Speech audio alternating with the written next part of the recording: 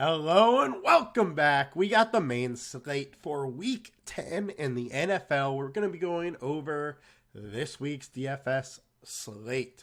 So before we get into it, come join us at LineStar. As always, only $39.99 a month gets you access to everything we do, all the sports we cover for both DFS and props. Best deal in the industry. Come join us. Get involved. Also, if you can do me a nice little favor, like, comment, subscribe, helps big time, helps me, helps the company, and allows you guys just get more free content. So, without further ado, let's get into it. So, we got an interesting one this week. We got 10 games, got a lot of buys, and have another Germany game, with the other primetime games, leaves us only 10. But the thing that is very interesting is we only have a couple games that are truly interesting from a stack standpoint. We got Detroit Chargers, Washington Seattle, Houston Cincinnati, San Francisco, and Jacksonville. Those are the most exciting games as far as from a stack standpoint with the game total. Now, the fastest game of the week, I did not talk about that, and that is Minnesota versus the Saints. Due to it being the fastest game of the week, it makes it a little bit interesting for me to stack. Not necessarily with a quarterback, although I don't mind it. I do like Dobbs. The thing with the Saints is their defense, very hard to run against them, but you can pass against them, and so I think Dobbs is very interesting. On the other side, you can run against Minnesota a little bit, but you can definitely pass against them, and they've been giving up a ton of points. With this game being a little higher pace, I think it leads to going over a little bit more than the under, especially at only a 40-point total. I think that is one very interesting that the field isn't really going to. Other than that, we got a few interesting spots. The second fastest game of the week is the Lions and Chargers game. It also comes with a 49-point total. Almost 3 full points ahead of any other one game. One thing I will say with that is this Houston and Cincinnati game is right there, but it looks like we will be without T. Higgins. Maybe that brings the total down a little bit. Maybe that brings the spread a little closer to maybe it's 5.5 instead of 6.5. But it makes it a little bit harder to stack, I would say, because more ownership is going to be there. Jamar Chase is going to be a lot more owned. Burrow's going to get ownership regardless. Tyler Boyd is going to get some love, and they just don't have that many weapons outside of those guys. So I think stacking that game, you're now a little higher owned. But still good game environment, so I'm fine with that. So those are the most kind of interesting games from a stacking point, but we'll go through everything else and see what else we can find here.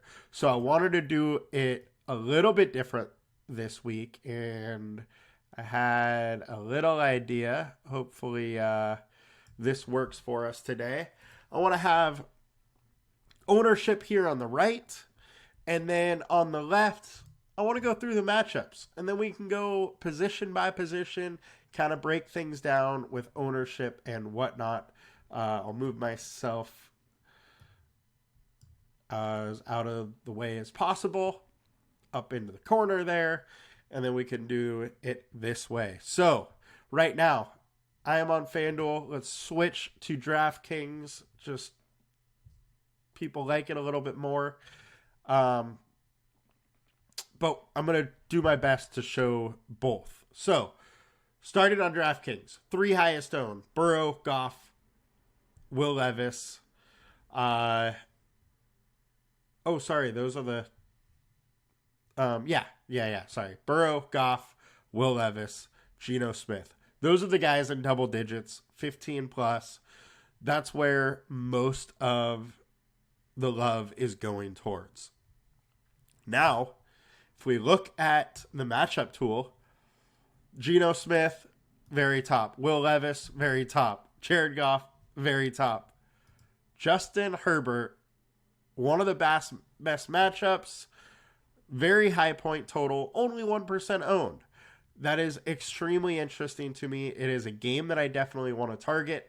And there's a ton of receivers hurt for the Chargers. Makes Keenan a better play. Quentin Johnston might be a play finally. He finally has back-to-back games of over 70% of the snap count. But then there's also the tight ends. And Austin Eckler's obviously back, who is a threat through the air. And Herbert can definitely dump it off to him.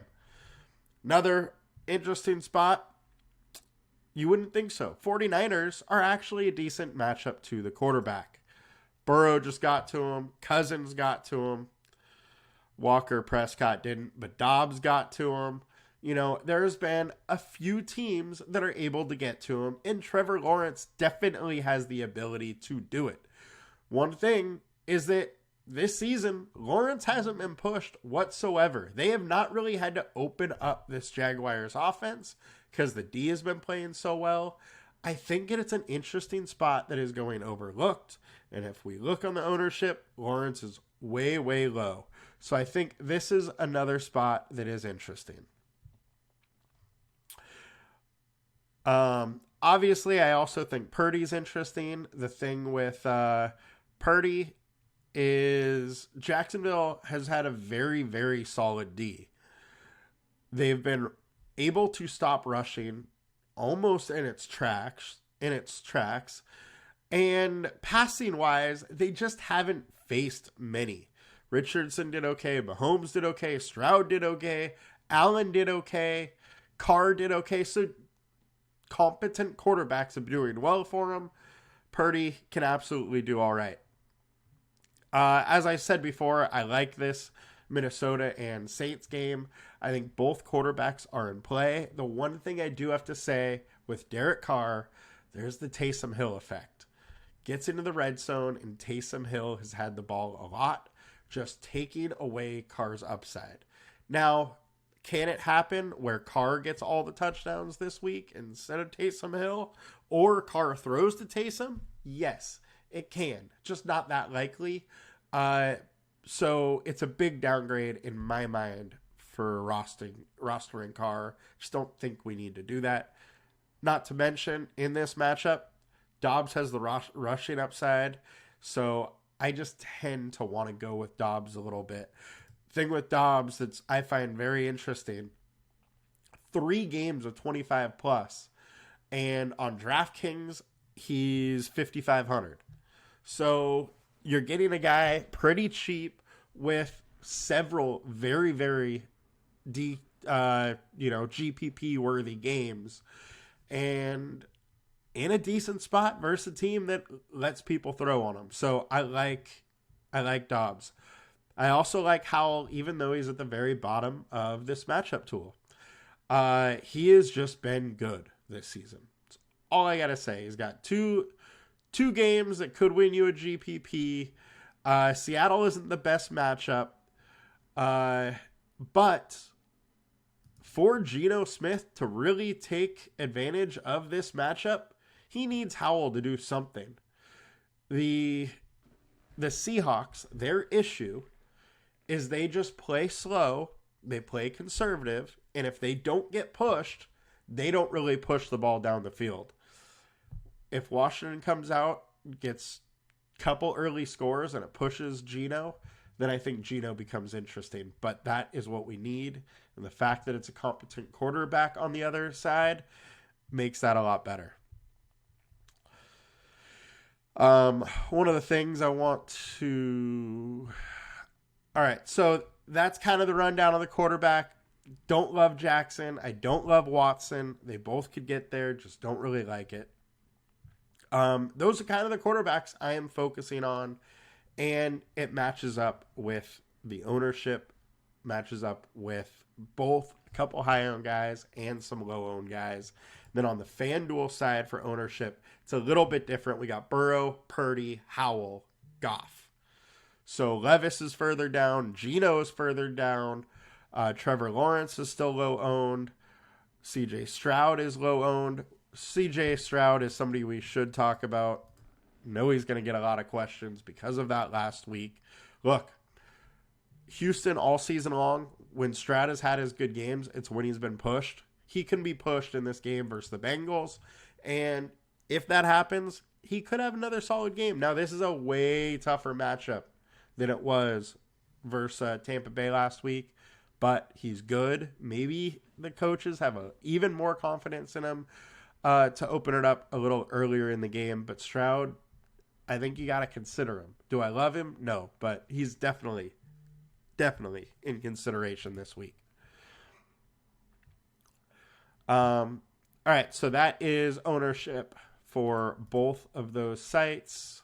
Let's go back to DraftKings, get to running backs here. So highest owned running backs, we got Pollard, CMC, Rachaad White, Najee Harris.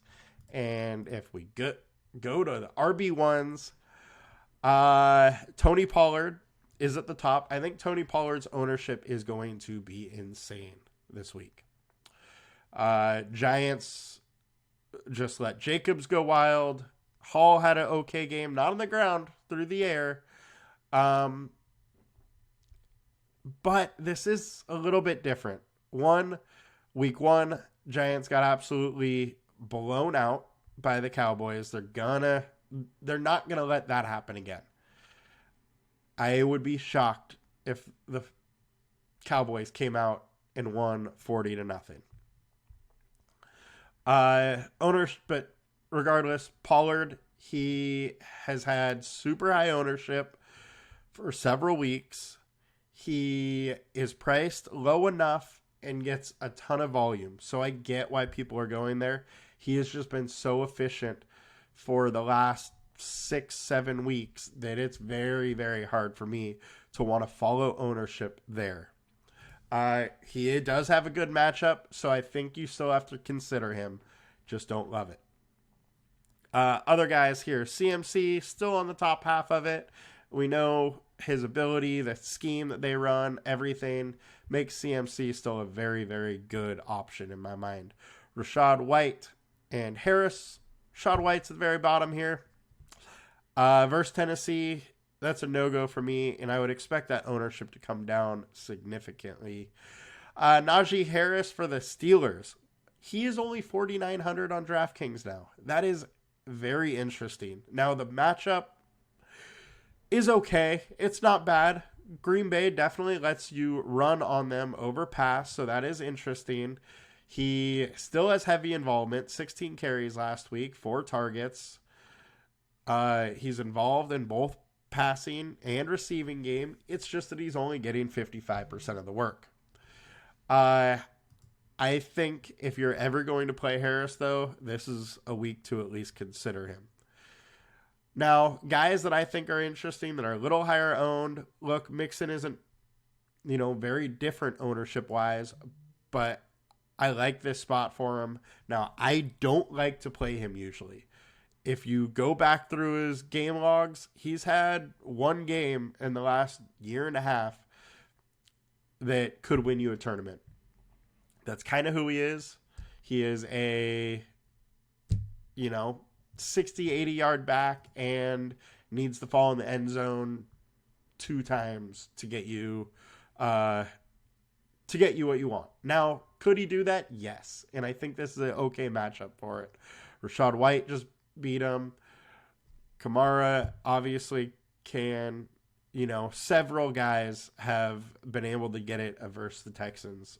So I think he is a little interesting. Going a little high owned, but he's interesting. So I do like that spot. Another one I think is going way owned here, or under owned, is Aaron Jones.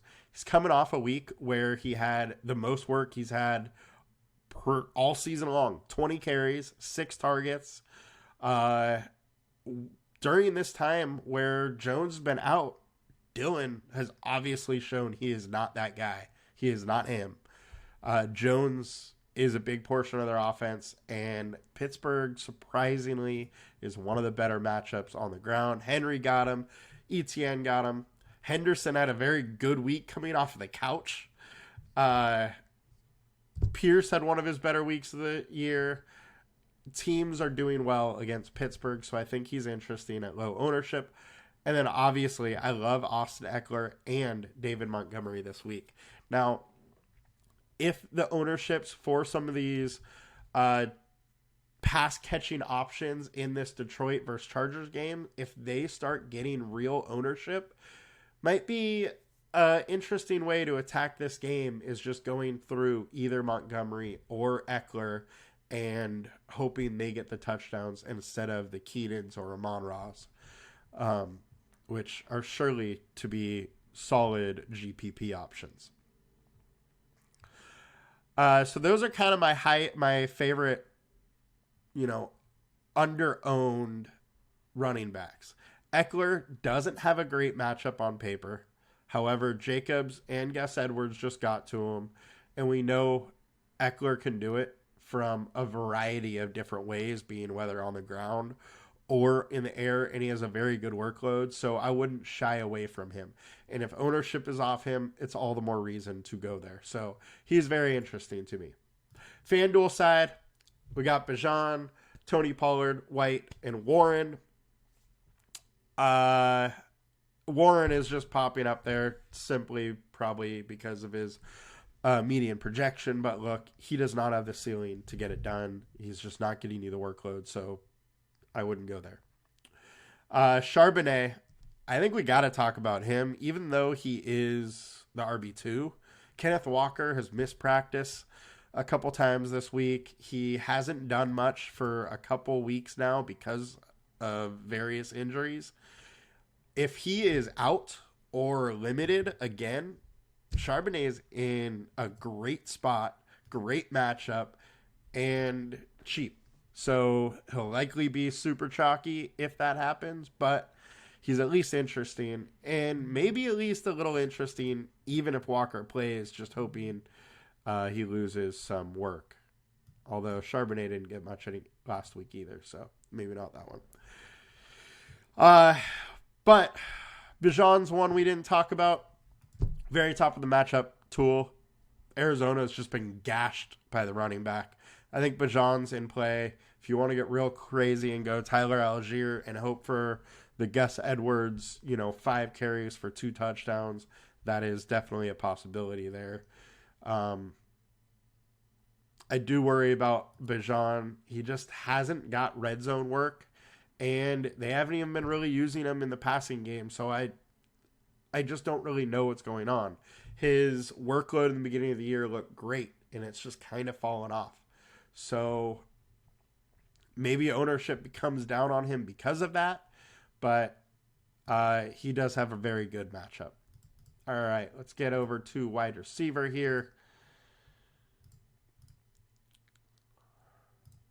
All right, so wide receiver, highest owned on DraftKings, we got DeAndre Hopkins, Amon-Ra St. Brown, Tyler Boyd. Tyler Boyd is likely just because of the news of Higgins.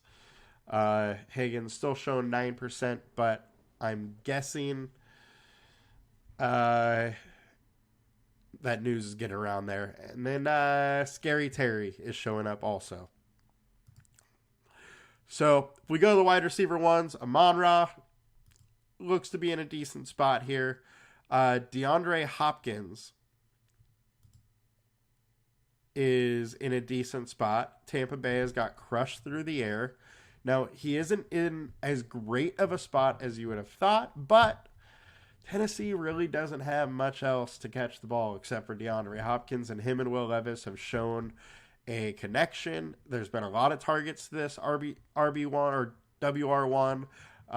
So it's definitely a spot that is at least of interest. Tyler Boyd is way too cheap for the role if he is going to be the wide receiver 2 and Higgins is out. Scary Terry, This is my issue with him. Wide receiver ones, not named Mari Cooper, have got pretty shut down, or Thielen. So a couple have got it done. Not very many, and not very many lately. Chase, 6 for 80. Brown, 3 for 49. Cooper, 6 for 89. Flowers, 1 for 11. Is there a chance McLaurin could get it done? Yes, there's been a few guys. I just don't love it. Keenan Allen, he is down here as well. But look, Chargers are hurting for a receiver. He is going to get a ton of targets. 9 targets last week, 10, 9, 11, 5, 20, 10, 9. There is a very real possibility that he is double-digit, 13, 14 targets in this game.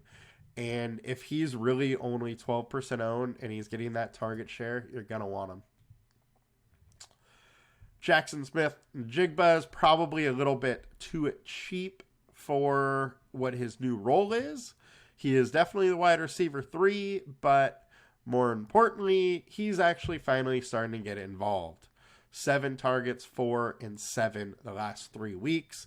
This Washington Commanders pasty is horrible.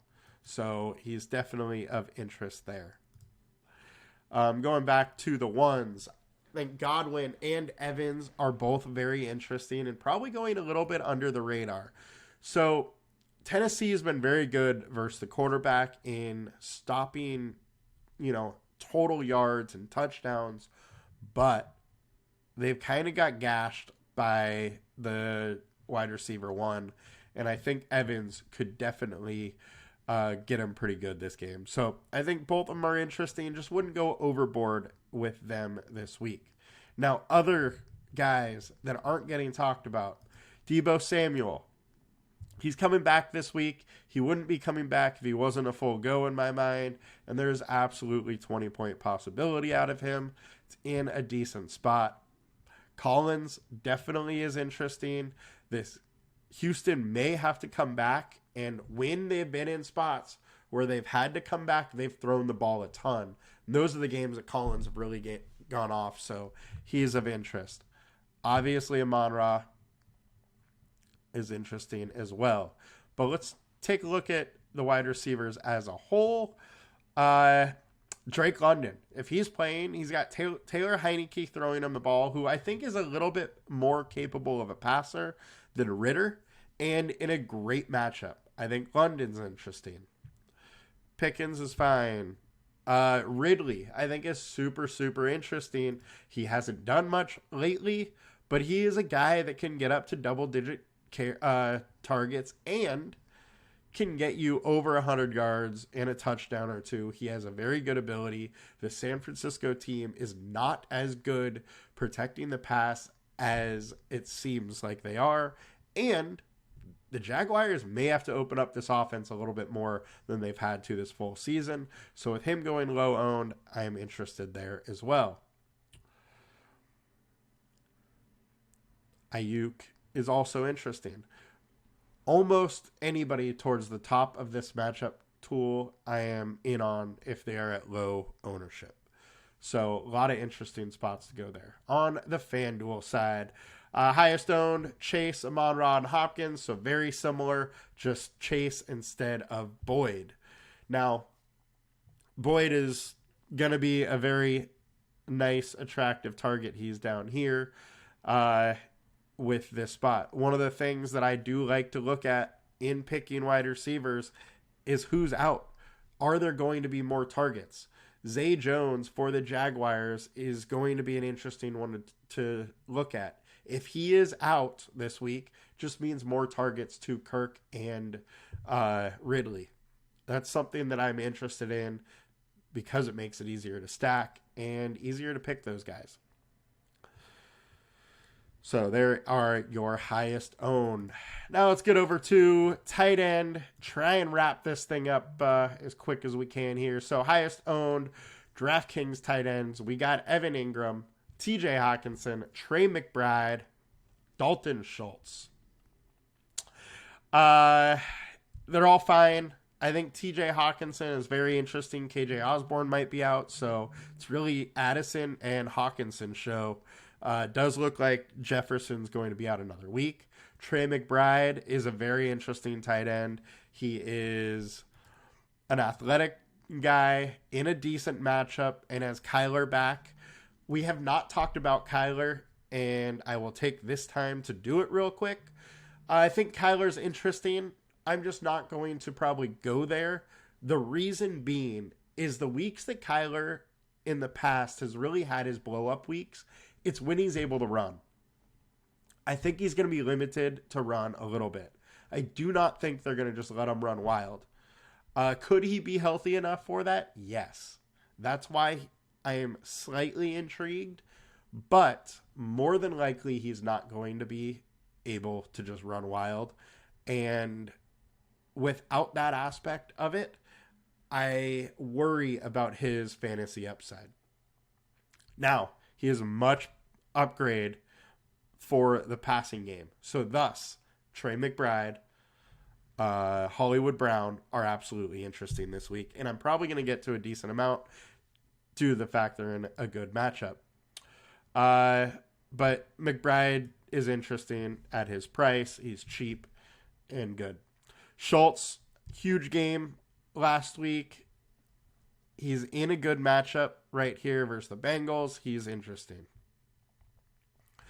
Evan Ingram, he's actually not in a very good matchup. Of the three high-owned guys, I'm probably going away from him the most.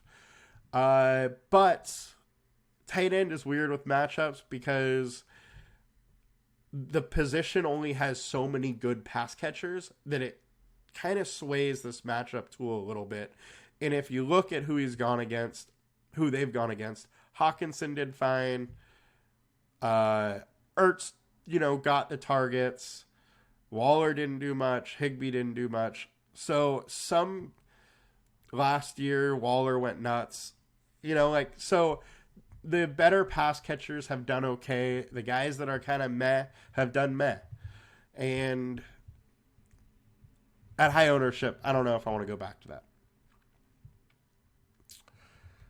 that. One thing I need to say about Pitts and Jonnu Smith is if Drake London is out again, fire up Pitts. He's going to be targeted a bunch and has an upgrade at quarterback.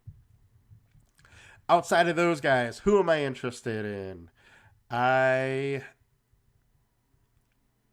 like Jonnu Smith is fine, or Taysom Hill if he's tight end eligible in your league, which he should be. Logan Thomas, I think, is super interesting.